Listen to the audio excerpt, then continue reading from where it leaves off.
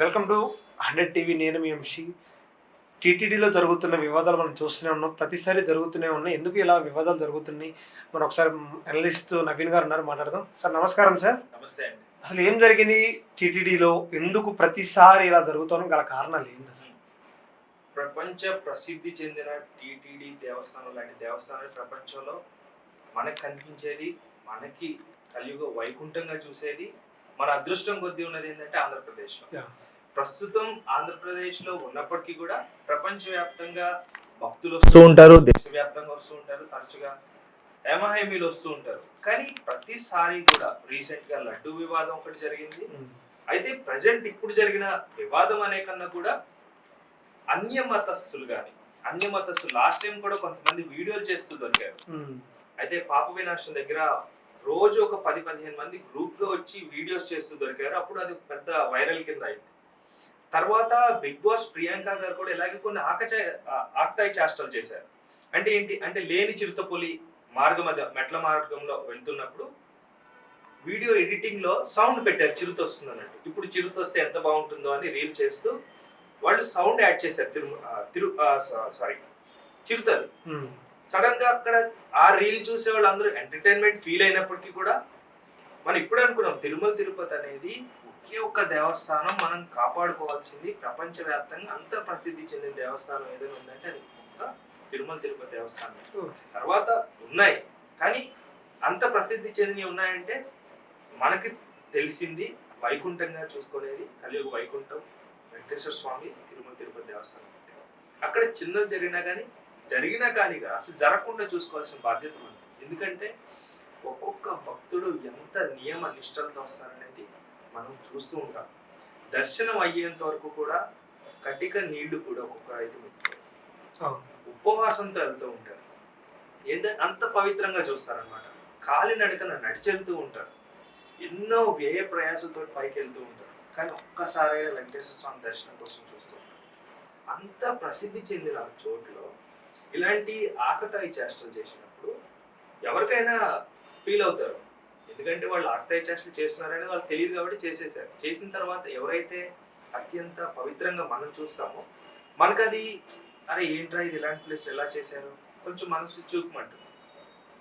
కాబట్టి తర్వాత యాక్షన్ ఇస్తున్నారు. అయితే ఇప్పుడు జరిగిన వివాదం ఏంటంటే, ఇప్పుడు జరిగిన ఇష్యూ ఏంటంటే, ఒక భక్తుడు శ్రీధర్ అనే పర్సన్ వచ్చి నార్మల్ గా దర్శనం చేసుకున్నారు, అంతా జరిగిపోయింది. బయటకు వచ్చిన తర్వాత నార్మల్ గా ఎవరైనా ఏం చేస్తారు, వెంకటేశ్వర స్వామి ఫొటోస్ కానీ, లేకపోతే విగ్రహాలు కానీ, లేకపోతే ఏమైనా రింగ్స్ కానీ, అక్కడ చిన్నపిల్లలు ఉంటే పిల్లలకి ఏదో ఒకటి కొనిస్తూ ఉంటారు.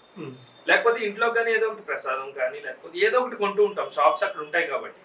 అయితే గతంలో కూడా అన్ని మతస్థులు అక్కడ రాకూడదని చెప్పి ప్రతిసారి కూడా టీటీడీ బోర్డు మారిన ప్రతిసారి కూడా ఈ పాయింట్ వస్తూనే ఉంటుంది. రీసెంట్ గా కూడా కూటమి ప్రభుత్వం వచ్చిన తర్వాత, చంద్రబాబు నాయుడు గారు వచ్చిన తర్వాత చాలా స్ట్రిక్ట్ గా రూల్స్ పెట్టారు. దానిలో ఒక రూల్ ఏంటంటే, అన్య మతస్థుల్ని ఉద్యోగాలు ఉంటే కూడా వాటిపైన యాక్షన్ తీసుకుంటామంటూ కూడా. అసలు అన్య మతస్థులు అనే వాళ్ళు అక్కడ స్థానం లేదు. ఎందుకంటే అంత ప్రసిద్ధి చెందింది, మనం కాపాడుకోవాల్సిన చోట మనం ఇలా కంటామినేట్ చేయకూడదు, పొల్యూట్ చేయకూడదు ఆ సిచ్యువేషన్. ఇలాంటి సిచ్యువేషన్ లో ఇది వరుసగా ఇది మూడోది అనుకుంటా నాకు తెలిసినంత గత 2 నెలల్లో. ఇప్పుడు ఏమైంది, ఇలాగే ఒక భక్తుడు బయట షాప్స్ లోకి వెళ్ళి పిల్లోడికో లేకపోతే ఆయనకో ఒక కడియం కొనుక్కోదానికి, సిల్వర్ కడాయి అన్నమాట. అంటే మనం జనరల్ గా వెంకటేశ్వర స్వామి తాడు కొనుక్కుంటాం, లేకపోతే ఏదన్నా బ్రేస్లెట్ లాంటివి కొనుక్కుంటే ఏదో కొన్నారో, అంత బాగానే జరిగింది. సో ఎక్కడైతే రూమ్ తీసుకున్నారో రూమ్ కి వెళ్ళారు, రెస్ట్ తీసుకున్న తర్వాత సదాలాభంగా తీస్తాం కదా, ఏం కొన్నాం పిల్లలు ముచ్చట పడతారు కాబట్టి తీసేసుకుని సరికి సడన్ గా చాలా కేర్ఫుల్ గా చూస్తూ ఉంటాం వెంకటేశ్వర స్వామి బాగా వచ్చిందా లేదా, లేకపోతే కనిపిస్తుందా లేదా. మనకు కనిపించేది కావాల్సింది కూడా అదే. వెంకటేశ్వర స్వామి ప్రతిరూపం బాగుండాలి. ఉంగరం తీసుకున్నా 1కి 10 చూస్తాం, చైన్ లో ఆ పెండెంట్ తీసుకున్నా, లాకెట్ తీసుకున్నా 1కి 10 సార్లు చూస్తాం, తాడు కూడా చూస్తాం. అలాగే ఆ కొన్నటువంటి సిల్వర్ బ్రేస్లెట్ ఏదైతే ఉందో కడియం రూమ్ కి వెళ్ళి చూసిన తర్వాత సడన్ గా షాక్ అయిపోయారు. అసలు వాళ్ళు అనుకుంటున్నట్టు వెంకటేశ్వర స్వామి ప్రతిమ ఎక్కడుంది, దానిపైన బొమ్మ ఎక్కడుంది, అన్య మతస్థులు ఉంది. అంటే అక్కడ పవిత్రత, అక్కడ ఉన్నటువంటి దేవుడు కాకుండా వేరే దేవుళ్ళ బొమ్మలు ఎందుకు వచ్చాయి, వేరే సింబల్స్ ఎందుకు వచ్చాయి, మన స్వస్తిక్ వేసుకో, ఓంకారం పెట్టు, అవి కాకుండా ప్లస్ సింబల్స్ మైనస్ సింబల్స్ అక్కడ ఎందుకు వస్తాయి అంటే ఆల్రెడీ ఉన్నారు. ఇంకా టీటీడీ బోర్డు ఎన్ని యాక్షన్స్ తీసుకున్నప్పటికీ కూడా వీళ్ళు ఏదో ఒక రూపంలో వాళ్ళు బిజినెస్ చేసుకోవడం కోసం ఏదో ఒక రూపం ఎత్తుతూ ఉన్నారు. ప్రజెంట్ దానికి నిదర్శనం ఇప్పుడు జరిగినటువంటి సిచ్యువేషన్. ఓకే. కడాయి కొన్నప్పుడు వేరే మతాల బొమ్మలు దానిపైన ఎందుకు కనిపిస్తాయి అంటే ఆల్రెడీ ఇంకా ఎగ్జిస్టెన్స్ ఉన్నారు. సో దానిపైన టీటీడీ బోర్డు సీరియస్ గా వార్నింగ్ తీసుకోవాలి.